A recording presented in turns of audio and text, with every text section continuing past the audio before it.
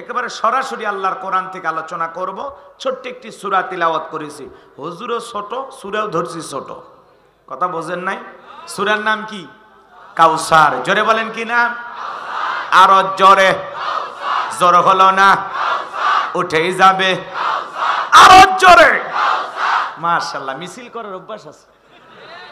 হ্যাঁ, আচ্ছা এদিকে খেয়াল করেন। অনেকে ভাবতেছেন হুজুর গাইবান্ধা থেকে এসে এত ছোট সূরা নিয়ে আলোচনা করতেছেন, অনেকে ভাবতেছেন। আচ্ছা বলেন তো, পরিচিত পথে পথ চলতে সহজ হয় না কঠিন হয়?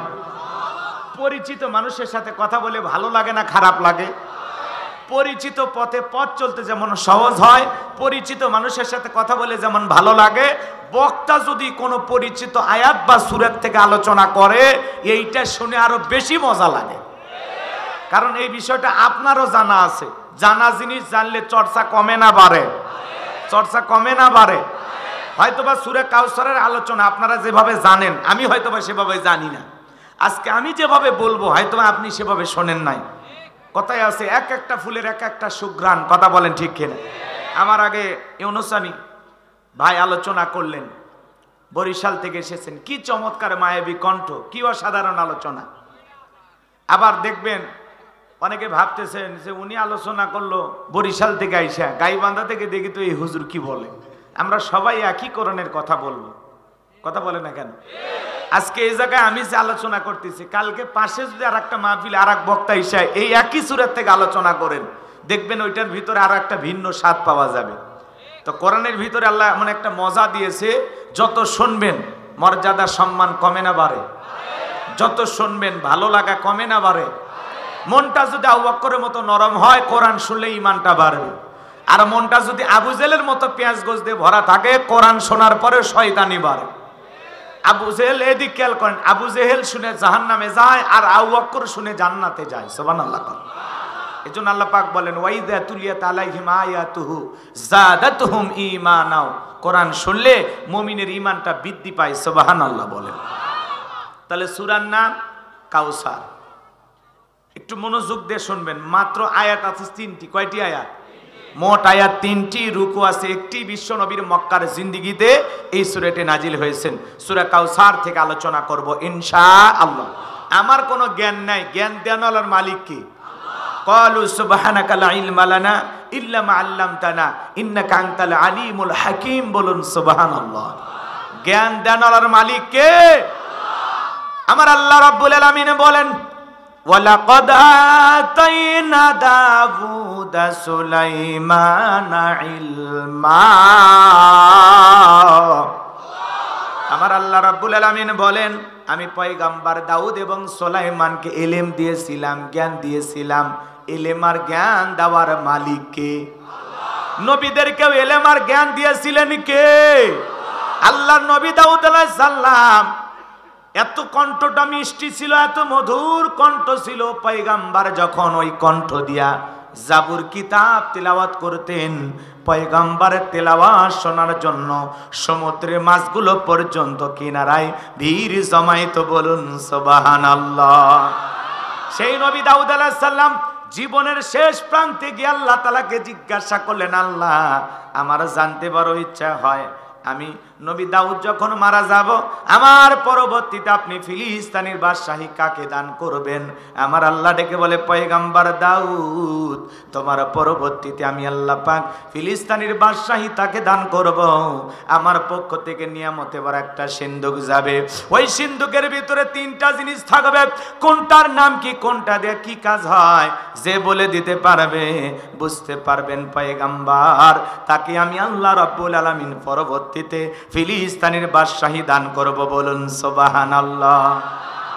নবী দাউদ এই কথা শোনার পর দেশের হাজার হাজার জনগণকে একত্রিত করে ডেকে বলে, ও দেশের জনগণ শোনো দিয়া মন, আমি নবী দাউদ তোমাদের মাঝে একটি কথা ঘোষণা করতেছি। আল্লাহর পক্ষ থেকে নিয়ামতে এবার একটা সিন্ধুক আসবে। ওই সিন্ধুকের ভেতরে 3টা জিনিস থাকবে। কোনটার নাম কি, কোনটা দিয়ে কি কাজ হয়, তোমরা কি কেউ বলে দিতে পারবা? হাজার হাজার জনগণ মাথা নত করে চলে যায়। পয়গম্বরের প্রশ্নের উত্তর কেউ দিতে পারলো না। ভাই বলেন সুবহানাল্লাহ। সমস্ত মানুষেরা মাথা নত করে চলে যায়, কয়েকটা দিন এইভাবে অতিবাহিত হয়ে যায়। নবী দাউদ তখন চিন্তা করলেন, এত মানুষের কাছে দাওয়াত পৌঁছাইলাম, কোনো মানুষ তো বলতে পারল না। এইবার পয়গাম্বার চিন্তা করলেন, আমার ঘরেও সন্তান আছে, তাদেরকে দাওয়াত দেওয়া দরকার। পয়গাম্বার দাউদ আলাইহিস সালাম ছেলে মেয়েদেরকে একত্রিত করলেন। নবী দাউদ আলাইহিস সালাম ছেলে মেয়ের সংখ্যা হলো 40 জন। কয়জন? সুবহানাল্লাহ বলবেন না? আর আমাদের স্লোগান সন্তান দুইটার বেশি নয়, একটা হইলে ভালো হয়। আর আমার স্লোগান না হইলে আরো ভালো হয়, খালি টোনা আর টুনি, ডিস্টার্ব করার কেউ নাই, মরার পরে কান্দারও কেউ নাই। আছে না নাই? সন্তান দুইটার বেশি নয়, একটা হইলে ভালো হয়। এই স্লোগান কিন্তু মুসলমানের না, এটা তামাম পৃথিবীর ইহুদি খ্রিস্টানেরা সুকৌশলে মুসলমানের মাথার মধ্যে এই ভাইরাসটা ঢুকে দিয়েছে। সন্তান দুইটার বেশি নয়, একটা হইলে ভালো হয়, কারণ তামাম পৃথিবীর জালেমেরা চায় মুসলমানের সংখ্যা কমুক না বাড়ুক। আজকে পৃথিবীতে 700 কোটির উপরে মানুষ, এর মধ্যে মাত্র 200 কোটি মুসলমান। সংখ্যায় যদি আমরা 350 বা 400 কোটি মুসলমান হতে পারতাম, পৃথিবীর জালেমেরা মুসলমানের রক্ত নিয়ে খেলা করা তো দূরের কথা, মুসলমানের পশম বাঁকা করার সাহস পৃথিবীর কোন জালেমের ছিল না। আজকে তামাম পৃথিবীর দিকে তাকায় দেখেন, ওই জালেমদের টার্গেট একটাই, ইমানদার আর মুসলমানদের রক্ত নিয়ে খেলা করা। কথা বলেন না কেন? সামনে যায় কিছু কথা বলবো ইনশাআল্লাহ। মন খারাপ করতেছেন? মুসলমানের সন্তানের সংখ্যা বাড়ানোর দরকার আছে না নাই? দিনাজপুরে ওয়াজ করতে গেছিলাম, এক মুরব্বী ডেকে বলে, হুজুর দোয়া করে দেন সন্তান একটা কোলে নিয়ে এসে।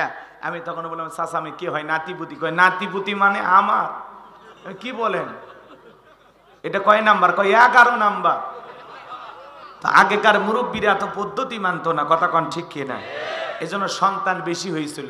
পরিবার পরিকল্পনা করা ভালো, এই ছেলেকে ডাক্তার বানাবো, এর ইঞ্জিনিয়ার বানাবো, এর মুফতি সাহেব বানাবো, এর মুহাদ্দিস বানাবো, একে হাফেজ বানাবো, একে এলাকার সবচাইতে বড় মসজিদের খতিব বানাবো।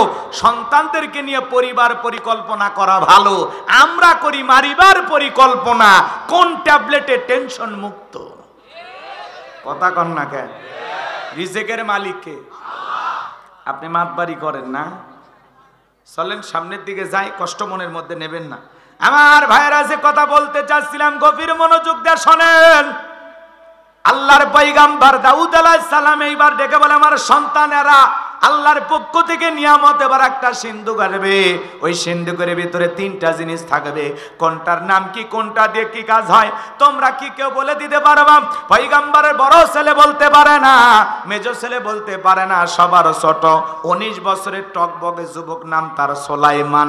হাত তুলে বলে, লাব্বাইক আব্বাজান, আপনি যদি অনুমতি দেন আমি সুলাইমান বলে দিতে পারবো। ওই সিন্ধুকের ভিতরে 3টা জিনিস কি কি থাকবে, কোনটার নাম কি, কোনটা দিয়ে কি কাজ হবে, বলেন সুবহানাল্লাহ। নবী দাউদ ডেকে বলে, বাবা তুমি ছোট মানুষ, না বুঝে একটা কথা বলো। নবী সুলাইমান ডেকে বলে, আব্বাজান আমাকে ছোট মনে করবেন না, আমার বয়স যখন 14-15 হয়ে গেছে, আমি যখন জঙ্গলের পাশ দিয়ে হেঁটে যাই, ওই জঙ্গলের একটা প্রাণী আর একটা প্রাণীর সাথে, একটা পশু আর একটা পশুর সাথে কি কথা বলে, কোন ভাষায় কথা বলে, আমি পশু প্রাণীর ভাষাও বুঝতে পারি। সুলাইমান ডেকে বলে, আব্বাজান একেবারে ছোট মনে করবেন না, আমার বয়স যখন 14-15 হয়ে গেছে, দূর আকাশে পাখি ডানা মেলে উড়ে যায়, ওই একটা পাখি আর একটা পাখির সাথে উঠতে গিয়ে কি কথা বলে, কোন ভাষায় কথা বলে, আমি জমিনের উপর দাঁড়ায়া পাখিদের ভাষাও বুঝতে পারি। নবী সুলাইমান পিপিলিকার ভাষা পর্যন্ত বুঝতেন। এরকম ইলম আর জ্ঞান আল্লাহ তাকে দিয়েছিলেন, বলেন আল্লাহু আকবার। সেই নবী সুলাইমান বলে দিবেন, আল্লাহর পাঠানো সেই সিন্ধুকের ভিতরে 3টা জিনিস কি কি থাকবে, কোনটার নাম কি, কোনটা দিয়া কি কাজ হয়। আপনারা কি শুনবেন? কারা কারা একটু হাত তুলে দেখান, লিল্লাহে তাকবীর। হাত নামান। তাহলে ইলম আর জ্ঞান দেওয়ার মালিক কে? তাহলে আমরা কোন সূরা থেকে আলোচনা করব? কাউসার। মোট আয়াত কত? রুকু আছে, কোরআনুল কারীমের 108 নাম্বার সূরা। কত নাম্বার? কোনো ভূমিকা নাই, ডাইরেক্ট কোরআন থেকে আলোচনা। কোরআন থেকে যদি আলোচনা করি আপনাদের সমস্যা আছে? এই কোরআনের মধ্যে কোনো ভেজাল আছে? মিথ্যা আছে? ধোঁকা আছে? থাকবে কি করে? কিতাবটি নাজিল করেছেন কে? সে আল্লাহ রাব্বুল আলামিন বলেন যালিকাল কিতাবুল লা রাইবা ফি, এটি এমন একটি কিতাব যেই কিতাবের মধ্যে কোনো সন্দেহ নাই, কোনো সংশয় নাই, কোনো মিথ্যা নাই, কোনো ধোঁকা নাই। There is no doubt. বলুন আল্লাহু আকবার। হুদাল্লিল মুত্তাকিন, মুত্তাকি বান্দাদের জন্য গাইডলাইন হিসাবে, পথ প্রদর্শক হিসাবে আসমান থেকে কিতাবটি নাজিল করেছেন কে? সেই কিতাবের আলোচনা শুনলে লাভ না লস? লাভটা কি আমার আল্লাহ জানায়া দিলেন, ওয়া ইযা কুরিয়াল কুরআনু ফাসতামিউ লাহু ওয়া আনসিতু লাআল্লাকুম তুরহামুন।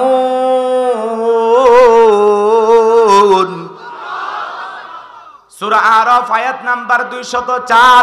আমার আল্লাহ রাব্বুল আলামিন জানায়া দিলেন, তোমাদের সামনে যখন কোরআন পাঠ করা হয়, কোরআনের আলোচনা করা হয়, চুপ করে কান লাগিয়ে মনোযোগ সহকারে কোরআনের কথাগুলো শ্রবণ করো। যারা চুপচাপ কোরআনুল কারীমের কথাগুলো শ্রবণ করবে, আমার আল্লাহ রাব্বুল আলামিন আসমান থেকে তাদের উপরে আল্লাহ রহমত বৃষ্টির মতো নাজিল করবেন। বলুন সুবহানাল্লাহ। তাহলে এই জায়গায় আল্লাহ রহমত নাজিল হইতেছে, এই বিশ্বাস আপনার আমার আছে না নাই? দেখার মতো চোখ নাই, কিন্তু নাজিল হইতেছে এটা বিশ্বাস করা লাগবে। এই জায়গায় আল্লাহ রহমত নাজিল হইতেছে। সুবহানাল্লাহ বলেন। কোরআনের আলোচনা শুনলে লাভ না ক্ষতি? আল্লাহ বলেন ওয়াযাক্কির ফা ইন্না যিকরা তানফাউল মুমিনিন। সূরা জারিয়ার 55 নাম্বার আয়াত। আল্লাহ ডেকে বলেন, যারা আমার মুমিন বান্দা, তাদের সামনে যখন কোরআন দিয়ে ওয়াজ করা হবে, কোরআন থেকে উপদেশ দেওয়া হবে, এই কথাগুলো শোনার পর আমার মুমিন বান্দাদের উপকারে আসবে। বলুন সুবহানাল্লাহ। চলুন সেই কোরআন থেকে আমরা আলোচনা করব। সূরার নাম কাউসার। সবাই একটু জবান ছেড়ে ঠোঁট নাড়ায় আমার সাথে তিলাওয়াত করুন। আউযু বিল্লাহি মিনাশ শাইতানির রাজিম। বিসমিল্লাহির রাহমানির রহিম। বিতাড়িত মুরদাদ শয়তানের কাছ থেকে আল্লাহ পাকের কাছে আশ্রয় প্রার্থনা চাচ্ছি। পরম করুণাময় অসীম দয়ালু আল্লাহ তাআলার নামে শুরু করছি। ইন্না আ'তাইনাকাল কাউসার ফাসাল্লি লিরাব্বিকা ওয়ানহার ইন্না শানিয়াকা হুয়াল আবতার। আল্লাহু আকবার। যে কোনো আয়াত বা সূরার তাফসীর করতে হলে কোন প্রেক্ষাপটে কোন সময় রাসূলের উপরে সেই সূরাটি বা আয়াতটি নাজিল হয়েছে, সেই নাজিলের প্রেক্ষাপট জানার দরকার আছে না নাই? আরবিতে বলা হয় শানে নজুল। যদি শানে নজুল আলোচনা করা হয় তাহলে তাফসীর বুঝতে সহজ হয়। সুবহানাল্লাহ বলেন। তাহলে নবীজির উপরে কোন সময় আল্লাহ তাআলা সূরা কাউসার নাজিল করেছেন, সেই নাজিলের প্রেক্ষাপট জানার দরকার আছে না নাই? এরপরে আমরা মূল আলোচনায় প্রবেশ করব। কষ্ট হচ্ছে আপনাদের? তাহলে একটু সংক্ষিপ্ত করে বলে দিয়ে যাই। বিশ্ব নবী এক জায়গায় বসা, চতুর্দিক দিয়ে সাহাবা ইকরাম বসা। আল্লাহু আকবার বলেন। নবীর প্রিয় সাহাবী হযরতে আনাস রাদিয়াল্লাহু তাআলা আনহু বলেন, আমি তাকায়া দেখি নবীজির চেহারার মধ্যে টেনশনের ছাপ। নবীজি চিন্তায় আছেন, মুখটা মলিন। হযরতে আনাস রাদিয়াল্লাহু তাআলা আনহু বলেন, আমি তাকায়া দেখি কিছুক্ষণ পর নবীজির চোখের কোনা দিয়া পানি পড়তেছে। আমার নবী চোখের কোনা দেখি পড়ে, আমার নবী কান্না করতেছে। হযরতে আনাস রাদিয়াল্লাহু তাআলা আনহু বলেন, আরো কিছুটা সময় অতিবাহিত হয়ে যাওয়ার পর আমি তাকায়া দেখি আমার নবীজি মুস্কি মুস্কি হাসতেছেন। বলুন সুবহানাল্লাহ। হযরতে আনাস ডেকে বলেন, নবী গো, এই মাত্র দেখলাম মনটা খারাপ, মুখটা মলিন, চোখের কোনা দিয়ে অশ্রু ঝরতেছে, আবার তাকায় দেখি আপনি মুস্কি মুস্কি হাসেন। আমার নবী কেন কাঁদেন, কেন হাসেন? রহস্য আছে না নাই? জোরে বলেন, আছে না নাই? নবীজির মনটা কেন খারাপ? কারণ হলো নবীজির কলিজার টুকরা ছেলে সন্তানগুলো জন্মগ্রহণ করে, আর একে একে ছেলের সন্তানগুলো মারা যায়। ইব্রাহিম মারা যায়, আবুল কাসেম মারা যায়, তাহের মারা যায়, বলেন তো বাজান, একে একে ছেলে সন্তানগুলো জন্মগ্রহণ করে আর মারা যায়, বাবা হিসাবে নবীর মনে কষ্ট লাগে কি না? একটু মনোযোগ দিয়ে শুনবেন। রসুলের মহাব্বত যদি কলিজার ভিতরে থাকে, একটু মনোযোগ দিয়ে কথাগুলো শুনবেন। রসুলের সম্মান মর্যাদা আপনাকে আমাকে জানতে হবে, বুঝতে হবে। এক জায়গায় যা বললাম, আমার নবীর নাম কি? বলে আব্দুল কাদের জেলানি। পীর সাহেবের নাম মুখস্থ আছে, কিন্তু আমার দয়ার নবীর নামটা মুখস্থ নাই। এরকম কপাল ফোরাও দুই একজন আসে না? নাই। একটু মনোযোগ দিয়ে শুনবেন আমার ভাইয়েরা। নবীজির কলিজার টুকরা ছেলে সন্তানগুলো মারা যায়, নবীজির অন্তরে ব্যথা, মনটা বড় খারাপ। নবীর কাছের চাচা নাম হলো আবু লাহাব, ডেকে বলে, ভাতিজা, তোমার বংশী ভাতিজার কেউ থাকলো না, তুমি একটা লেজ কাটা, তুমি একটা নির্বংশ, তুমি একটা হাত ঘুরে, জোরে কন্যা উজুবিল্লাহ। যদিও রসুলের 4-4টা মেয়ে জীবিত ছিল, এরপরেও কাছের চাচা আবু লাহাব ডেকে বলে, ভাতিজা, তোমার বংশে বাতি জ্বালানো কেউ থাকলো না, তুমি একটা লেজ কাটা, তুমি একটা নির্বংশ। আপন মানুষ এইভাবে সমালোচনা করে, নবীজির মনের কষ্ট কমে না বাড়ে? বিপদের দিনে কাছের মানুষদের উচিত সান্ত্বনা দেওয়া। আল্লাহ না করুক আপনার আমার সন্তান যদি মারা যায়, কাছের চাচা আত্মীয় স্বজনদের উচিত, বাবা ধৈর্য ধারণ করো, সবর করো, জীবন মৃত্যুর মালিক আল্লাহ। আল্লাহ সন্তান দিয়েছে, আল্লাহ নিয়েছে, মন খারাপ করো না। আল্লাহ যদি চায় বছর না ঘুরতে আবারও তোমার স্ত্রীর কোর আলোকিত করে আল্লাহ আবারও একটা সন্তান দান করতে পারে। কাছের মানুষদের উচিত বিপদের দিনে সান্ত্বনার বাণী শোনানো। কিন্তু নবীর চাচা আবু লাহাব এতটাই খারাপ, কতটা খারাপ হলে তার নামে আল্লাহ সূরা নাজিল করে, বোঝেন নাই? বোঝেন নাই? আবু জেলের নামে কোনো সূরা নাজিল করেনি, আবু লাহাবের নামে নাজিল করছে। তার মানে লোকটা কত মারাত্মক, ডেঞ্জারাস কাফের। কথা বলে ঠিক কিনা? কাফের হলেও সেরা কাফের। কথা কি বুঝতে পারছেন? এই ভালো করে বোঝেন। এই আবু লাহাব রসুলকে এইভাবে সমালোচনা করে, বলে, তুমি একটা লেজ কাটা, তুমি একটা নির্বংশ, তোমার বংশে বাতি জ্বালানোর কেউ থাকলো না। এই কথা বলে আমার রসুলের মনে কষ্ট দেয়। বাজান গো আমার, নবীজির ছেলে সন্তানগুলো কেন জীবিত থাকলো না? অনেক পয়গাম্বরের ছেলে জীবিত ছিলেন, বাবাও নবী, ছেলেও নবী, কিন্তু আপনার আমার নবী সন্তানগুলো কেন জীবিত থাকলেন না? বিশ্ব নবীর ছেলে সন্তানগুলো কেন শিশুকালে মারা গেল? এর পিছনে কারণ আছে না নাই? রসুলের একটা ছেলেও কেন জীবিত থাকলেন না? কেন তারা শিশুকালে বিদায় নিলেন? এর পিছনে রহস্য আছে 3টি। জোরে বলেন কয়টি? রসুলের ছেলে সন্তানগুলো কেন জীবিত থাকলেন না? কেন তারা শিশুকালে মারা গেলেন? একটা ছেলেও কেন যৌবন পর্যন্ত আল্লাহর এই দুনিয়ায় জীবিত থাকলো না? এর পিছনে কি সেই রহস্য, কি সেই 3টি কারণ? আপনারা কি শুনবেন? কারা কারা আরেকবার হাত তোলেন তো দেখি। লিল্লাহি তাকবীর, হাত নামান। কি সে রহস্য? যদি আমি আলোচনা করি তাহলে 3 নাম্বার আয়াতের আলোচনা শুরু করা লাগবে। আমি কি 1 নাম্বার আয়াত বাদ দিয়ে 3 নাম্বারে যাব, নাকি আস্তে আস্তে শুরু করা যায়? সময় আছে তো ভাই, রাগ করেন না। রসুলের ছেলে সন্তানগুলো কেন জীবিত থাকলেন না? কেন আল্লাহ তাদেরকে শিশুকালেই নিলেন? এর পিছনে কি রহস্য আছে জানতে মনে চায় না? নবীর উম্মত হিসেবে জানতে মনে চায় না? বলবো বাজান গো আমার, একটু মনোযোগ দিয়ে কথাগুলো শুনবেন। একে তো সন্তান হারানোর ব্যথা, আবার কাফেরদের সমালোচনা, এই জন্য নবীজির মনটা বড় খারাপ। অন্যদিকে যারা ইসলাম ধর্ম গ্রহণ করে, কাফের বেঈমানরা তাদের উপর নির্যাতন জুলুম চালায়, নবী কালেমার দাওয়াতে ইসলামের প্রচার প্রসার করে। এই কথা শোনার পর হযরত বেলাল রাদিয়াল্লাহু তাআলা আনহু তখন ঈমান গ্রহণ করেন নাই। নবীজি দারুল আরকামে বসা রাত্রি বেলায় হযরত বেলাল বিশ্বনবীর দরবারে উপস্থিত হয়ে গেলেন। নবীজির চেহারা মোবারকের দিকে তাকাইয়া ডেকে বলেন, নবী গো, আপনার চাইতে সুন্দর মানুষ আমি জীবনে কোনোদিন দেখি নাই। আপনার আমার নবী কতটা সুন্দর জানেন? হযরতে জাবির রাদিয়াল্লাহু তাআলা বলেন, পূর্ণিমা রাত আমি রাসূলের বাড়িতে গেলাম, সেদিন দেখেছিলাম চাঁদ উদয় হয়েছে 2টা, একটা চাঁদ আসমানে আর একটা চাঁদ জমিনে। আমি একবার আসমানের চাঁদের দিকে তাকাই, আর একবার জমিনের চাঁদের দিকে তাকাই। হযরতে জাবির রাদিয়াল্লাহু তাআলা বলেন, ওই পূর্ণিমার চাঁদের চাইতে আমার কাছে আমার বিশ্ব নবীকে আমার কাছে বেশি সুন্দর মনে হয়। চিৎকার মেরে বলেন সুবহানাল্লাহ। আপনার আমার নবী কতটা সুন্দর জানেন?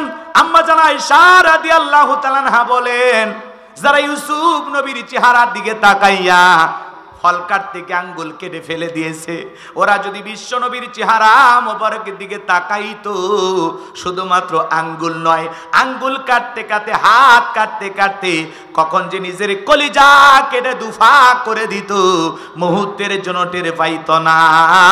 আপনার আমার নবী এতটাই সুন্দর। আম্মা জান আয়েশা রাদিয়াল্লাহু তাআলা আরো বলেন, ও দুনিয়ার মানুষ, তোমাদের একটা সূর্য আছে, আমি আয়েশার একটা সূর্য আছে। তোমাদের সূর্য উদয় হয় দিনের বেলায়, আর আমি আয়েশার সূর্য উদয় হয় রাত্রি বেলায়। বলেন সুবহানাল্লাহ। আম্মা জান সেলাইয়ের কাজ করতেছিলেন, হাত থেকে সুইটা পড়ে গেল, বাতিতে কোনো তেল ছিল না, বাতি জ্বালাইতে পারলেন না, অপেক্ষায় বৈশা থাকলেন। বিশ্ব নবী যখন এশার সালাত আদায় করার পর ঘরের ভিতরে প্রবেশ করলেন, সর্বপ্রথম আম্মা জান আয়েশাকে বিশ্ব নবী সালাম দিলেন। নবী ঘরে ঢুকে তার স্ত্রীকে কি দিলেন? সালাম দিলেন। সালাম আছে যেখানে শান্তি আছে, সালাম আছে যেখানে সমাধান আছে। বিশ্ব নবী ঘরে ঢুকে তার স্ত্রীকে সালাম দিলেন। এই সুন্নত আপনার আমার বাড়িতেও চালু রাখার দরকার আছে না নাই? তাহলে ঘরে ঢুকে আপনি আপনার বউকে কি দেবেন? আমি আমার বউকে কি দেব? পারবো তো ইনশাল্লাহ? কোনো কথা নাই, ঘরে ঢুকেই প্রথমে আসসালামু আলাইকুম রহিমা, কেমন আছো সোনা? ঘরের দরজাটা খোলো না, আমি তোমার লেটনের বাপ, তোমার দিওয়ানা। বউ খুশি হয়ে দরজা খুলবে। কথা বলেন ঠিক কি না? কিন্তু আমাদের ব্যবহার এত মিষ্টি না, এত মধুর না, এত সুন্দর না। আমাদের ব্যবহার বড় খারাপ। ঘরের দরজা যে চিৎকার মারি ডাকে বলে, এ রুবেলের মাও, দরজা খোল, বেশি দেরি হলে দরজা ভাঙ্গে ফেলে দিয়া তোর পিঠের ওপর আজ কি যে হবি রে। বউ ভিতর থেকে বলে, এটা স্বামী না সেকেন্ড আজরাইল। কথা কন ঠিক কিনা? ওই পুরুষ আবার বাহিরে যায় বলে, আমার বউ আমাকে বাঘের মতো ভয় করে। বাঘ একটা পশু, জানোয়ার, তার মানে বইয়ের কাছে তুমি মানুষ হতে পারোনি।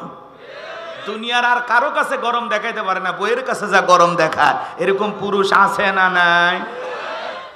এ চাচা, এই যে চাচা,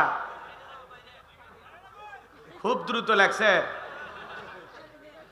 ওটা বসা করেন না। 1 ঘন্টা দেন, তারপরে ভালো না লাগলে দোয়া করে দেবো। আগেই বলছি না? হ্যাঁ, একটু বসেন বাবা, দরজায় দাঁড়ায় থাকো না, ময়না বসো। তোমরা যুবক মানুষ, বসো বসো বসো। হ্যাঁ, মুরব্বী চাচা উঠছে, আপত্তি নাই। কোনো অবিবাহিত যুবক যদি পেশাব করার ছলে উঠে, ওর ছবিটা তুলে রাখবেন। মেয়েকে বুড়ি বানায় রাখবেন, তাও এরকম অসুস্থ ছেলের সাথে বিয়ে দেবেন না। ওর সাথে বিয়ে দেওয়া আর হিজড়ের সাথে বিয়ে দেওয়া একই কথা। কথা কন ঠিক কিনা? পুরুষের পেশাব লাগবে টাঙ্গাইল, ওই পেশাব করবি যায় বগুড়া, ওটা হলো পুরুষ। রাগ করছেন নাকি আপনারা? তাহলে ঘরে ঢুকে বিবিকে সালাম দেব। শোনেন, স্ত্রীকে প্রথমে সালাম দিবেন। যদি মানুষজন না থাকে তাহলে বইয়ের হাত ধরে মুসাফা করবেন। কার হাত? এ যুবক, কার হাত? পাশের বাড়ির ভাবির হাত না, ধরলে ঝাঁটা দিয়ে ভিটাবে। বইয়ের হাত ধরে মুসাফা করবেন। একেবারে যদি ময়দান ফাঁকা থাকে, কোলাকুলিও সেরে নেবেন। একসাথে যদি বউকে সালাম দিতে পারেন, হাত ধরে মুসাফা করতে পারেন, 3 নম্বরে যদি কোলাকুলি করতে পারেন, আপনাদের দাম্পত্য জীবনে কোনোদিন অশান্তি থাকবে না। আপনাদের দাম্পত্য জীবনের উপরে আসমান থেকে আল্লাহর 3টা রহমত নাজিল হবে। চিৎকার মেরে বলেন সুবহানাল্লাহ। দাম্পত্য জীবনে এখনো অশান্তি। সকালবেলা বিয়ে করে, বিকেলে তালাক দেয়, সন্ধ্যায় বিয়ে, সকালে ডিভোর্স, আছে না নাই? দাম্পত্য জীবনে যদি সুখী হতে চান, রসুলের 4টে রোমান্টিক সুন্নত আপনার পরিবারে আমল করা লাগবে। কয়টা? কথা কয় না, কথা কয় না। এই 4টা সুন্নত যদি কোনো পরিবারে আমল করা হয়, স্বামী স্ত্রীর মধ্যে এই 4টা সুন্নত যদি আমল করা হয়, তাদের দাম্পত্য জীবনে কোনোদিন তালাক বিচ্ছেদ হবে না। বলেন আল্লাহু আকবার। কি সেই 4টা সুন্নত শুনবেন? রাগ করতেছেন মনে হয়। এখনই যদি এগুলো বলি তাহলে তো আলোচনা এলোমেলো হয়ে যাবে। একটু মনে রাখেন, এই 4টা সুন্নত আমাদের জানার দরকার আছে না না? শুনবেন তো ইনশাআল্লাহ? শেষের দিকে মনে করে দিবেন, বলে দিব খুব দ্রুত কথা। এদিক খেয়াল করেন। তাহলে ঘরে ঢুকে বিবিকে সালাম দিব ইনশাআল্লাহ। পারবো তো ইনশাআল্লাহ? এক জায়গায় ওয়াজ করলাম, এক যুবক বলে, হুজুর, বউকে সালাম দিতে গিয়ে আমার শরম লাগে। আমি বললাম, বাচ্চা কাচ্চা হয়েছে? কয় 3টা সন্তানের বাবা হয়ে গেছে, ওর শরম লাগে না? বউকে সালাম দিতে গিয়ে শরম লাগে। ওইটা শরম না শয়তানি? শরম না শয়তানি? কারণ এর শরম যদি এত বেশি হইতো, ওর বইয়ের তো বাচ্চা হওয়ারই কথা না, বইয়ের বাচ্চা হয়ে যায় তোমার শরম লাগে না? রসুলের সুন্নত সালাম আমল করতে গিয়ে শরম লাগে, ফাজলামি তো আর জায়গা পাও না। কথা কন না কে? আজ থেকে বউকে সালাম দিবেন, আসসালামু আলাইকুম, বউ আবার চমকে উঠবে, কারে সালাম দিলাম? যদি বলেন শেফালি তোরে দিলাম, তখন আবার বলবে বাপ রে বা, আজকে আবার কোন হুজুরের মুরিদ নিয়ে বাড়িতে ঢুকলা, সেদিনই তো মুখের গাছের কলা চুরি করলা। কথা কন ঠিক কিনা? প্রথম 2-4 দিন বউ নিতে চাইবে না সালাম, তারপরে দিতে দিতে অভ্যাসে পরিণত হবে। যে স্বামী স্ত্রীর মধ্যে সালাম আদান প্রদান হয়, তাদের দাম্পত্য জীবনে একে অপরের প্রতি শ্রদ্ধা, বিশ্বাস, ভালোবাসা আল্লাহ বৃদ্ধি করে দেয়। যে স্ত্রী স্বামীকে সালাম দিবে আর যে স্বামী তার স্ত্রীকে সালাম দিবে, ওই মুখ দিয়ে কখনো বউকে গালি আসবে না। কথা কয় না? কোন হুজুরের কবিরাজের পানি পড়া লাগবে না, তাবিজ লাগবে না, সব রোগ আর সেরে দেব ইনশাআল্লাহ। হ্যাঁ, আল্লাহ কবুল করেন, জোরে বলেন আমিন। এখন ওই দিক সেদিক যাওয়ার কোনো সুযোগ নাই। বিশ্বনবী ঘরে ঢুকলেন, আম্মাজান আয়েশা বলেন রসুলের চেহারার আলোতে সুইটা কই পড়ে আছে আমি পরিষ্কার দেখতে পেয়েছি। আপনার আমার নবী কেমন দামি নবী, নবীর সম্মান মর্যাদা কত জানেন? যে নবী হা বললে পুরো পৃথিবীবাসীর জন্য আল্লাহ পাক হালালে পরিণত করে দেয়, যে নবী না বললে পুরো পৃথিবীবাসীর জন্য আল্লাহ পাক হারামে পরিণত করে দেয়, যে নবী জমিনে পা তুললে মাওলা পাকের আরশে আজিমে পৌঁছে যায়, যে নবী আসমানের চাঁদের দিকে ইশারা করলে চাঁদ 2 টুকরো হয়ে যায়, যে নবী চেহারার উপরে মশা মাছি পড়া হারাম, যে নবী জমিনে পথ চললে আসমানের মেঘ এসে ছায়া প্রদান করত, নবীজির শরীর মোবারক যখন ঘেমে যেত আম্মা জানেরা ওই ঘামগুলো এরকম জড়াইয়া জড়াইয়া শিশির ভিতরে সংগ্রহ করে রাখতেন, বিশেষ দিনে সুগন্ধি হিসাবে ব্যবহার করা হতো। আপনার আমার নবীর সম্মান মর্যাদা কত, যদি সারা রাত আলোচনা করি তবুও শেষ হবে না। যেই নবীর চেহারার দিকে তাকাইলে ক্ষুদানি বাড়ানো হয়ে যাইতো। সুবহানাল্লাহ বলেন। মক্কা নগরীর একজন মহিলা, তার স্বামী মারা গেল, সন্তান 3টা রাইখা, বড় ছেলেটা ডেকে বলে মা কয়েকটা দিন অনাহারে থাকলাম, কেউ তো খবর নিতে আসলো না, এতিমের দরদ এতিম নবী ছাড়া কেউ বুঝবে না, চলো না মা একবার বিশ্ব নবীর দরবারে যায়। মহিলা তার 3টা সন্তানকে নিয়ে বিশ্ব নবীর দরবারে হাজির হয়ে গেল। 2টা ভাই যখন রসুলের চেহারার দিকে তাকাইছে, কয়েকদিনের অনাহারে ছিল, বড় ভাই ছোট ভাইকে ডেকে বলে ভাই এ কেমন মানুষের চেহারার দিকে তাকাইলাম, যার চেহারার দিকে তাকাইয়া আমার পেটের ক্ষুধা নিবারণ হয়ে গেছে। ছোট ভাই ডেকে বলে বড় ভাই আমারও তো একই কথা, এ কেমন মানুষকে দেখলাম গো, যার চেহারার দিকে তাকাইয়া মনে হয় আমার পেটের ক্ষুধা নিবারণ হয়ে গেছে, এই মাত্র পেট ভরে কি জানো খাইলাম। সুবহানাল্লাহ কোন। সেই আখিরি নবীর আখিরি উম্মত আমরা, এমন নবী পাওয়াতে আমরা খুশি না বেজার? সেই রসুলের কাছে হযরত বেলাল কথা মনে আছে না নাই? ডেকে বলেন নবী গো আমাকে একটু কালেমা পড়ে মুসলমান বানায় দেন। বিশ্ব নবী পড়ায়া দিলেন লা ইলাহা ইল্লাল্লাহু মুহাম্মাদুর রাসূলুল্লাহ সাল্লাল্লাহু আলাইহি ওয়াসাল্লাম। হযরত বেলাল কালেমা পড়ে মুসলমান হয়ে গেল। আমার নবী ডেকে বলে বেলাল রে কালেমা পড়ে মুসলমান হয়েছে কথা প্রকাশ করা যাবে না, কারণ ইসলামের অবস্থা এখন ভালো না, প্রকাশ করলে সমস্যা হতে পারে। বলেন তো বাজান ইসলামের অবস্থা কি সব সময় ভালো থাকে? কথা বলেন না কেন? রসুলের ওই সময় ইসলামের অবস্থা পরিবেশটা ভালো ছিল না। আজও তামাম পৃথিবীর দিকে তাকায়া দেখেন মুসলমানদের অবস্থা খুব একটা ভালো না। তামাম পৃথিবীর জালেমেরা পশ্চিমা বিশ্বের ওই সাদা চামড়ার দলেরা একত্রিত হয়েছে পৃথিবীর জমিন থেকে ইসলাম আর মুসলমানকে বিদায় করার জন্য। আজও নেতানিয়াহুর মতো টাকলা মাথা শয়তান, বর্তমান জামানার ফিরাউন, এরাও মুসলমানের রক্ত ঝরাইতেছে। ফিলিস্তিনের হাজার হাজার নিরপরাধ শিশু নারী বৃদ্ধ মানুষকে তারা দুনিয়ার জমিন থেকে বিদায় করে দিচ্ছে। কথা বলেন ঠিক কি না? মুসলমানের মসজিদে হাসপাতালে পর্যন্ত হামলা করে। বর্তমান পৃথিবীর সবচাইতে নর পশু, সবচাইতে নিকৃষ্ট জাতি হলো ইহুদিরা। ফেসিবাদী সরকার ছিল হিটলার, ওই যে 7 লক্ষ ইহুদি মারছিল, ওই বেটা মরার আগে বইলে গেছে যে ইহুদি কেন মারছি, কয়েকটা ডিম বাচ্চা রেখে গেলাম, পরে টের পাইবা। তো হিটলার যা করছিল ঠিক করেছিল, এই 2-4টে যে বাঁচায় রাখছে এগুলো শেষ করা লাগতো।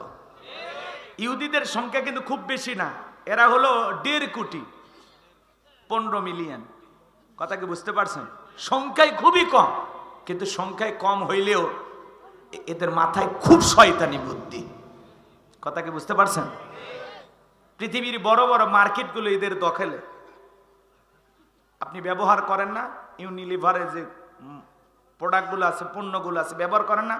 সানসিল্ক, ডাব, লাক্স আছে না? খান না কোকো কোলা, 7 আপ? কথা কয় দেখে সব কার? ওই ইহুদিদের। আপনি খাইতেছেন কোকো কোলা, এটা টাকা না, এটা কোকো কোলা না, এটা বোমা। আপনি খাইতেছেন, এই টাকা দিয়া ওরা বোমা তৈরি করে মুসলমানকে মারবে। এজন্য এগুলো খাওয়া যাবে না, এদের পণ্যগুলো বর্জন করতে হবে, বয়কট করতে হবে। কথা বলে ডেকে না। আমরা তো ওদের সাথে সরাসরি যুদ্ধে অংশগ্রহণ করতে পারতেছি না, কিন্তু অর্থনৈতিক ভাবে ওদেরকে দুর্বল করে দিতে হবে। এই জন্য ওদের কোনো পণ্য বাজার থেকে ক্রয় করে বাড়িতে নিয়ে যাওয়া যাবে না, এতটুকু করেন। অন্য যে প্রোডাক্টগুলো পাওয়া যায় দোকানে যায় ডাইরেক্ট বলবেন ভাই ইসরায়েলি যে পণ্য আছে ওগুলো বাদ দিয়ে দেন। কথা কন, পারবেন না? যাই হোক, কথা বলতে গেলে অনেক বলা যায়। আজকে তাম পৃথিবীর জালেমেরা ঐক্যবদ্ধ হয়েছে ইসলাম আর মুসলমানের বিরুদ্ধে ষড়যন্ত্র করে এই জমিন থেকে ইসলাম আর মুসলমানকে বিদায় করে দিতে চায়। গরুর গোশত খাওয়ার অপরাধে ভারতে মুসলমান মারে, কাশ্মীরে মুসলমান মারে। আজও তাম পৃথিবীতে এই চীনের দিকে তাকায় দেখেন, চীনের উইঘুরের মুসলমানদেরকে ধরে নিয়ে এসে উলঙ্গ কইরা মুরগি কেটে কেটে যেমন পিস পিস করা হয়, মুসলমানদেরকে কেটে কেটে পিস পিস করতেছে। চিৎকার মেরে বলেন নাউজুবিল্লাহ। এই চীনের ভিতরে গত 1-1.5 বছরের মধ্যে প্রায় 150টা মসজিদ ওরা গুড়িয়ে দিয়েছে, ভেঙে ফেলে দিয়েছে। 2.5 কিলোমিটারের মধ্যে একটা মসজিদ থাকবে ওদের ভাষ্য। কথা কি বুঝতে পারছেন? অল্প সময়ের মধ্যে প্রায় শত শত মসজিদ তারা গড়িয়ে দিয়েছে। রাগ করেন না বাজান, মন খারাপ জান কইরেন না, বিষয়গুলো বোঝার চেষ্টা করবেন। ওরা কিন্তু আমাদের বন্ধু না। চীন আপনার বন্ধু না, আমেরিকা আপনার বন্ধু না, রাশিয়া আপনার বন্ধু না, ভারতের দাদা আমাদের বন্ধু না। এরা মুসলমানকে নিজেদের স্বার্থে ব্যবহার করে, কিন্তু আমরা বড় বোকা, খাই বারবার ধোকা, এরপরে ওদেরকে আমরা চিনি না। জাতি কোনদিন মুসলমানের বন্ধু হয়? ওই যে চাকমা মুসলমানের সাথে বন্ধুত্ব করেছিল, ওই চাকমা বন্ধুরা কি করলো? মুসলমানকে মাইরে আবার গোস্ত রান্না করে। কথা কয় না, কথা কয় না, কথা কয় না। তো বিজাতিরা মুসলমানের বন্ধু হতে পারে না, এটা মাথায় রাখবেন। ওরা যদি আপনার বন্ধুত্বের হাত বাড়ায়, বুঝবেন এর ভিতরে এটা বন্ধুত্বের হাত না, এটা মরার ফাঁদ। এটা মাথায় রাখা লাগবে। আমরা তো বুঝি না, তাম পৃথিবীর বড় বড় লিডার যারা, এক একটা চেহারা বানরের মতো, হনুমানের মতো। এ কথা কর না, দেখতে মনে হয় মানুষ, কিন্তু আসলে মানুষ না। এরা পশু, মানবরূপী পশু। উলাইকা কাল আনাম বাল হুম আদল। এরা চতুষ্পা জঙ্গলি জানোয়ারের চাইতে নিকৃষ্ট, কারণ এদের হাতে মুসলমানের রক্ত লেগে আছে। কথা বলেন ঠিক কিনা? মনে রাখবেন, তাম পৃথিবীর জালেমেরা যারা মুসলমানের রক্ত নিয়ে খেলা করতেছে, মনে রাখবেন জালেমদের শেষ পরিণতি হলো পরাজয়, মুসলমানদের শেষ পরিণতি হলো বিজয়। বিজয় আমাদের হবে ইনশাআল্লাহ। চলেন সামনের দিকে যাই। বাজান গো, আমার যে কথা বলতে চাচ্ছিলাম, হযরতে বেলাল ডেকে বলেন, নবী গো, আমি কালেমা পড়ে মুসলমান হয়েছে, আপনি শুধু দোয়া করেন মৃত্যু পর্যন্ত যেন কালেমার পথে টিকে থাকতে পারি। আমি বেলালের জীবনের কোনো দাম নাই। ও নবী, আমার মনিব উমাইয়াকে বলেছিলাম উট দুম্বা ছাগল পেশাব পায়খানা করে দেয়, এই ঘরে থাকতে আমার বড় কষ্ট হয়। উমাইয়া ডেকে বলে, বেলাল রে, উট দুম্বা ছাগলের দাম আমার কাছে আছে, কিন্তু তোর মতো কালো হাফসি বেলালের দাম আমার কাছে নাই। জোরে কর নাউজুবিল্লাহ। ডেকে বলে নবী গো আমার জীবনের কোনো দাম নেই, আপনি আমার জন্য দোয়া করেন। এই কথা বলে হযরতে বেলাল চলে আসলেন। সকালবেলা হয়ে গেল, সূর্য উদয় হয়ে গেছে, অনেকটা বেলা হয়ে গেছে। হযরত বেলাল দরজা খোলে না। অন্যান্য চাকর বাকর যারা আছে ওরা উমাইয়ার কাছে নালিশ নিয়ে গেল, উমাইয়া গো এখন পর্যন্ত বেলাল দরজা খোলে নাই, উটদুম্বা ছাগলের পেশাব পায়খানা পরিষ্কার করে নাই, তাই নাকি? বলে হ্যাঁ। এইবার দরজা এসে ডাক দেয়, বেলাল দরজা খোল। হযরতে বেলাল দরজা খোলে না, জোরে করে ধাক্কা মারছে, দরজা খুইলা গেছে। এইবার উমাইয়া তাকায় দেখে সেই রাত্রিতে হযরত বেলাল কালেমা পড়ে মুসলমান হয়েছে। ওই রাত্রিতে একটা উটদুম্বা ছাগলের কাছে কোনো পেশাব পায়খানা নাই। আল্লাহু আকবার। এইবার উমাইয়া ডেকে বলে, চাকরের দল বেলালের বিরুদ্ধে মিথ্যা অভিযোগ দাও। তোমরা যখন ঘুমাচ্ছিলে বেলাল তখন ময়লা আবর্জনা পরিষ্কার করেছে, তাকায় দেখো না একটা উটদুম্বা ছাগলের কাছে কোনো পেশাব পায়খানা নাই। আল্লাহু আকবার বলেন। এইবার ডেকে বলে যাও নিজেদের কাজ করো। এই কথা বলে এক পা দুপা করে বেলালের কাছে গেলেন। হযরত বেলাল মাথা টানত করে দেয়ালের সাথে পিঠটা হেলান দিয়া জিহ্বা নাড়ায়া জিকিরি করে কার। এইবার হযরত বেলালকে হালকা করে ধাক্কা মারছেন, যখন জবান দিয়ে কালেমার আওয়াজ বের হয়েছে তখন হযরত বেলালের কণ্ঠে কালেমার আওয়াজ শোনার সঙ্গে সঙ্গে উমাইয়া ডেকে বলে, বেলাল রে তোর জবান দিয়ে সব কি শুনলাম, তুমি কি কালেমা পড়ে মুসলমান হয়েছো? হযরত বেলাল ডেকে বলে, মুসলমান হয় যারা মিথ্যা কথা বলতে পারে না তারা, ওয়াকুলু কাওলান সাদীদা। মুসলমান হবে সত্যবাদী, মুসলমান কোনোদিন মিথ্যাবাদী হতে পারে। আর ওরা কি মিথ্যা কথা বলে সকালবেলা নাস্তা করে, মিথ্যা কথা বলে দুপুরবেলা লাঞ্চ করে, মিথ্যা কথা বলে রাতে ডিনার করে, বড়া পেটেও মিথ্যা, খালি পেটেও মিথ্যা। মিথ্যা বলতে বলতে চেহারা বেঁকা হয়ে গেছে। শয়তান পর্যন্ত বলে আমিও এত খারাপ না। মিথ্যাবাদী আসে না? না, ঠ্যাং একটা কবরে গেছে তাও মিথ্যা বলা ছাড়ে না। আল্লাহ হেদায়েত দান করুক। আরো আস্তে কোন, এত আস্তে বলবেন যাতে মহিলারা না শোনে। আমরা কি মিথ্যাবাদী হব না সত্যবাদী? মুসলমান কি মিথ্যাবাদী না সত্যবাদী? মুসলমানের কথায় কাজে মিল থাকা লাগবে। কথা বলেন ঠিক কি না? আমার ভাইরা মনোযোগ দিয়ে শোনেন, সামনে গেলে আরো কিছু বলবো বাজান, যে কথা বলতে চাচ্ছিলাম। উমাইয়া ডেকে বলে, বেলাল এখনো সময় আছে, নবী মুহাম্মদ সাল্লাল্লাহু আলাইহি সাল্লামের কালেমা ত্যাগ করো, আবারও বাপ দাদার ধর্মে ফিরে আসো, উটদুম্বা ছাগলের মালিক বানায় দেব, থাকার জন্য ভালো ঘরের ব্যবস্থা করে দেব। হযরত বেলাল ডেকে বলে, উমাইয়া দুনিয়ার পার্থিব সম্পদের বিনিময়ে বেলাল তার ঈমান বিক্রি করবে না। চিৎকার মেরে বলেন আল্লাহু আকবার। এইবার ডেকে বলে, আমার কথা না শুনলে বড় নেতা আবু জেহেলকে খবর দিব। হযরতে বেলাল ডেকে বলে, কোন বড় নেতা ছোট নেতা কাউকে কোনো গুনার টাইম নাই। আমি দুনিয়ার কোন আবু জেহেলকে ভয় করি না, আমি ভয় করি আমার আল্লাহকে। উমাইয়া দৌড়ে চলে গেল আবু জেহেলের বাড়িতে। যা বলে, নেতা সর্বনাশ হয়ে গেছে, আমার বাড়ির কৃতদাস বেলাল কালেমা পড়ে মুসলমান হয়েছে, একটা কিছু করেন। ডেকে বলে, ঠিক আছে যাও, আমি আসতেছি। আবু জেহেলের একটা বিশেষ বাহিনী ছিল, ক্যাডার মাস্তান ছিল, যাদের কাজই হলো নতুন নতুন মুসলমানদের উপর নির্যাতন জুলুমের স্টিম রোলার চালানো। কথা কয় না, কথা কয়। আবু জেহেলের একটা বিশেষ বাহিনী ছিল, যাদের কাজই হলো নতুন নতুন নিরীহ মুসলমানদের উপর নির্যাতন জুলুম চালানো। আজও তাম পৃথিবীর দিকে তাকায় দেখেন, ওই জালেমদের একটা বিশেষ বাহিনী আছে, যাদের কাজই হলো মুসলমানের রক্ত নিয়ে খেলা করা। কথা বলে ঠিক কিনা? কথা বোঝা লাগবে। আমার ভাইয়ারা ভালো করে বোঝেন। এইবার আবু জেহেল ক্যাডার মাস্তান সঙ্গিনী উমাইয়ার বাড়িতে হাজির হয়ে গেল। আবু জেহেল এইবার এসে বেলালকে ডাক দিয়ে বলে, বেলাল এইদিকে আসো। বেলাল রে, আমি আবু জেহেল তোরে পার্সোনাল ভাবে মহাব্বত করি। বেলাল তোমার উটদুম্বা ছাগল লাগলে মালিক বানায়া দেব, থাকার জন্য ঘর বাড়ি লাগলে দিয়ে দেব, ব্যবসা বাণিজ্য যদি করতে যাও দিরহাম টাকা পয়সা যা লাগে আমি আবু জেহেল দেব। একটা লোভনীয় প্রস্তাব হযরত বেলালকে দেওয়া হলো। বেলাল রে, একটাই দাবি, নবী মুহাম্মদ সাল্লাল্লাহু আলাইহি সাল্লামের দল ত্যাগ করে আমাদের দলে আসবি। ভালো করে বোঝেন।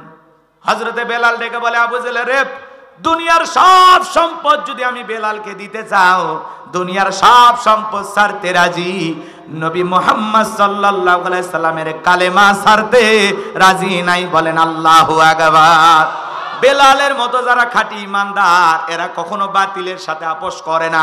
বাংলাদেশের একজন প্রখ্যাত হাদিস বিশারদ মুফতি কাজী ইব্রাহিম নাম, আল্লাহু আকবার বলেন, মনের দুঃখ কষ্ট নিয়ে বাংলাদেশ ছেড়ে তিনি চলে গেলেন। কেন তিনি দেশ ত্যাগ করলেন?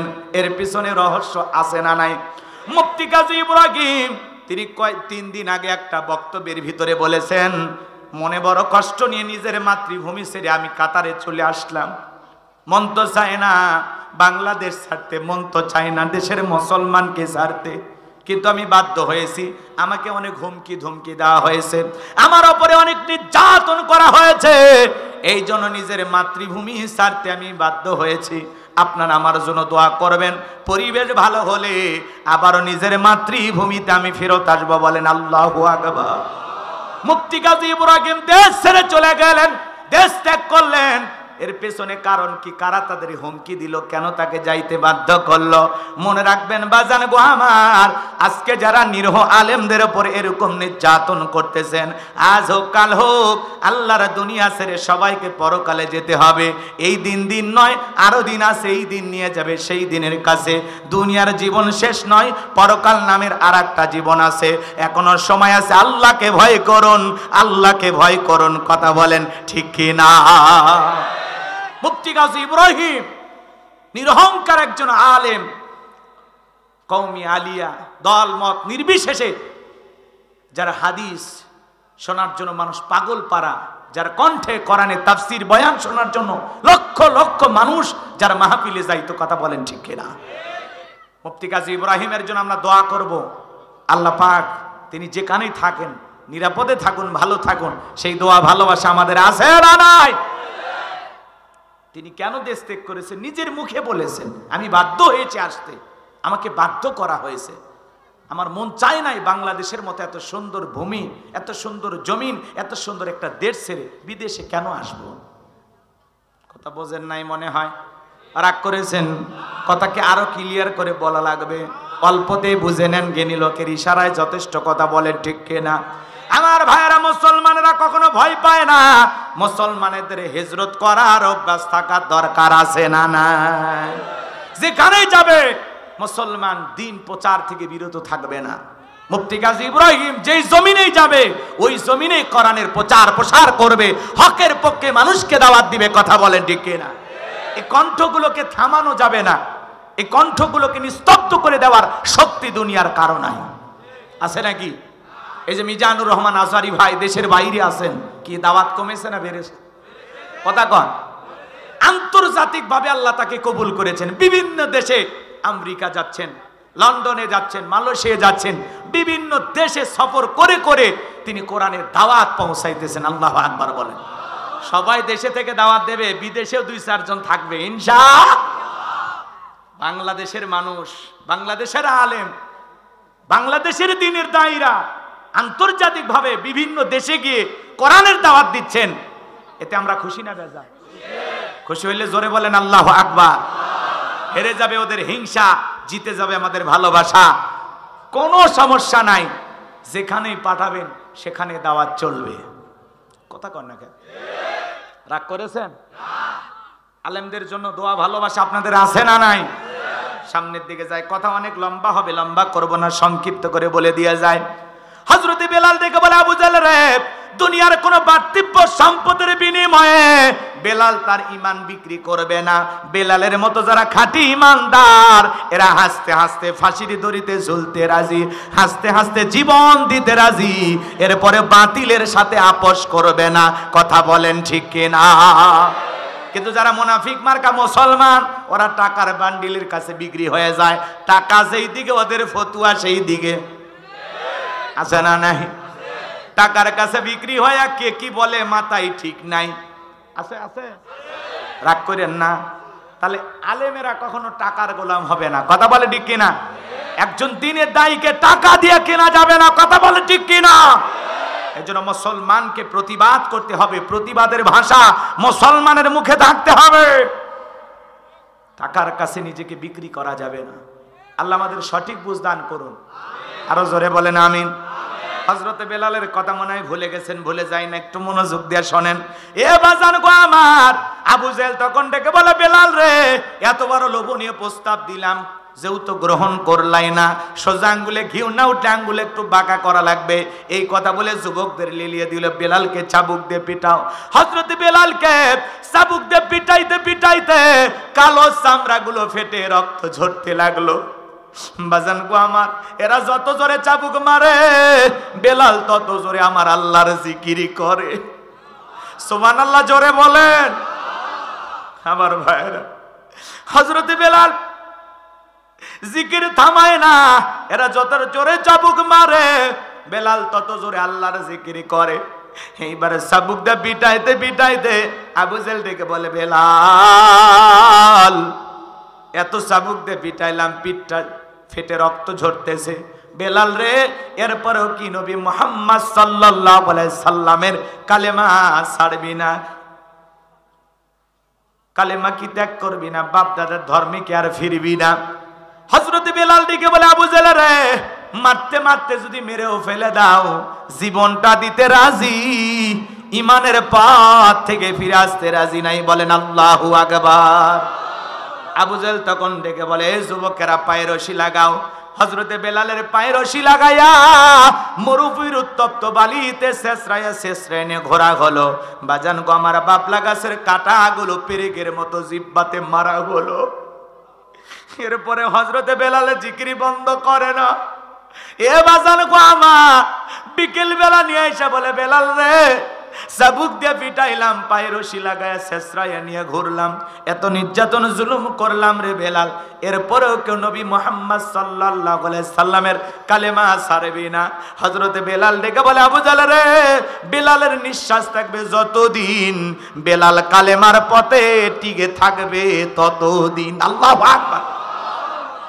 আমার ভাইয়েরা, এবার আবু জেহেল ডেকে বলে, যাও যুবকেরা যাও, কয়েকজন যুবক মিলে বিশাল বড় একটা পাথর নিয়ে আইসো, বেলালের বুকের উপরে চাপায়া দাও।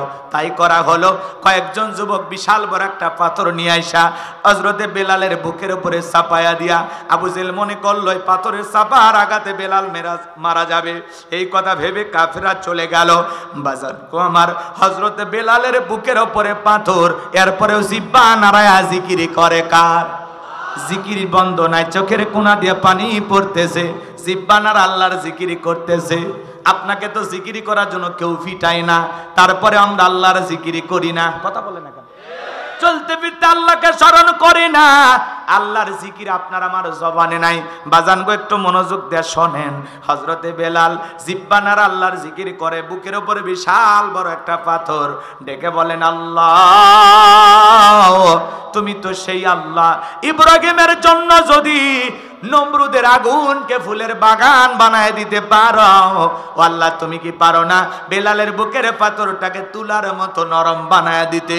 হযরতে বেলাল দোয়া করতে দেরি, আসমানের মালিক আল্লাহ দোয়া কবুল করতে দেরি করে নাই। বেলালের বুকের পাথরটাকে আমার আল্লাহ তুলার মতো নরম বানিয়ে দিয়েছেন। বলেন আল্লাহু আকবার। হযরতে বেলালের নিঃশ্বাসের সাথে পাথর ওঠে আর নামে। বলেন আল্লাহু আকবার।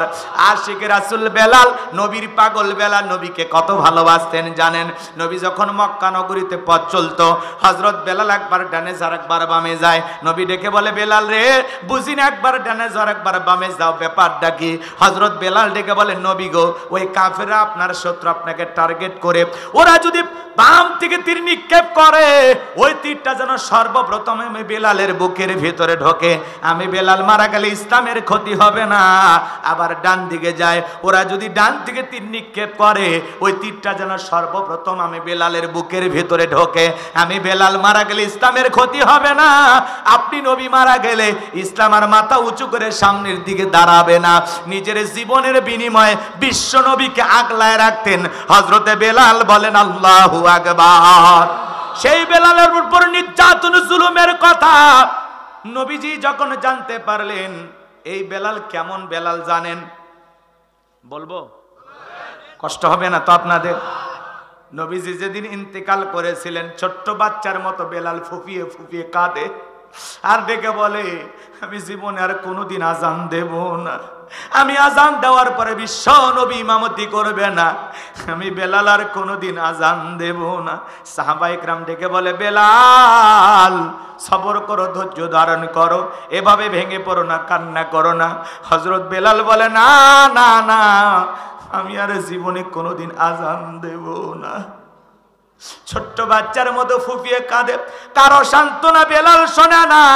নবীজি সোমবারের দিনে ইন্তেকাল করলেন, বুধবারের দিনে তামাম পৃথিবীর উম্মতকে কাঁদিয়ে আজ মদিনার সবুজ গম্বুজের নিচে আপনার আমার নবী শায়িত। আমার ভাইরা, হযরত বেলাল দিকে বলেন আমি মদিনায় থাকলে পাগল হয়ে যাব। মদিনা ছেড়ে চলে গেলেন, 6টা মাস অতিবাহিত হয়ে যায়, বেলাল আর মদিনায় আসে না। নবীজি ঘুমের ঘরে স্বপ্নে ডেকে বলে বেলাল, কত মানুষ দূর দূরান্ত থেকে আইসা আমি নবীর কবরের পাশে দাঁড়ায় সালাম দেয়, আমি নবীর রওজা পাকে দাঁড়ায় সালাম দেয়। বেলাল রে আয় আয় আয়, একবার মদিনায় আইসা আমি নবীকে একবার সালাম দিয়া যা। বলেন আল্লাহু আকবার। নবীর পাগল বেলাল আর দেরি করলো না, পরের দিন ঘুম থেকে উঠা মদিনাতে চলে আসলেন। বেলাল মদিনা আসার পর চতুর্দিকে সাহাবায়ে কেরাম তাকে ঘিরে ধরলেন। সবার মুখে একটাই কথা, বেলাল দাও না একটু আজান দাও, কতদিন হয়ে গেল আমরা তোমার আজান শুনতে পাই না। হযরত বেলাল ডেকে বলেন না আমি আজান দেব না। ছোট্ট ছোট্ট বাচ্চারা পর্যন্ত বেলালকে দেখার জন্য ভিড় জমাইছেন। নবীর নাতি হাসান আর হুসাইন দুইটা ভাই যখন দুইটা হাত ধরেছেন, হযরতে হোসাইন যখন হাতটা ধরে ডেকে বলে নানু ভাই, ও নানু ভাই, নানাও চলে গেছে, তুমি আমাদেরকে ছেড়ে চলে গেছো। ও নানু ভাই, কতদিন হয়ে গেল তোমার কণ্ঠে আমরা আজান শুনতে পাই না, দাও না একটু আজান দাও। হযরতে হোসাইন বেলালের হাতটা ধরে যখন নানু ভাই বলে ডাক দেয়, হযরতে বেলাল তাকায় দেখেন হোসাইনের চেহারার উপরে বিশ্বনবীর চেহারা মোবারক ভেসে উঠেছে। মনে হয় মদিনার নবী ডাইকা বলে বেলাল দেন একবার আজান দে, আমি নবীও তোর আজান শুনতে চাই। বলেন আল্লাহু আকবার। হোসাইন যখন হাতটা ধরে নানু ভাই বলে ডাক দেয়, বেলাল আর নিজেকে কন্ট্রোল করতে পারলো না।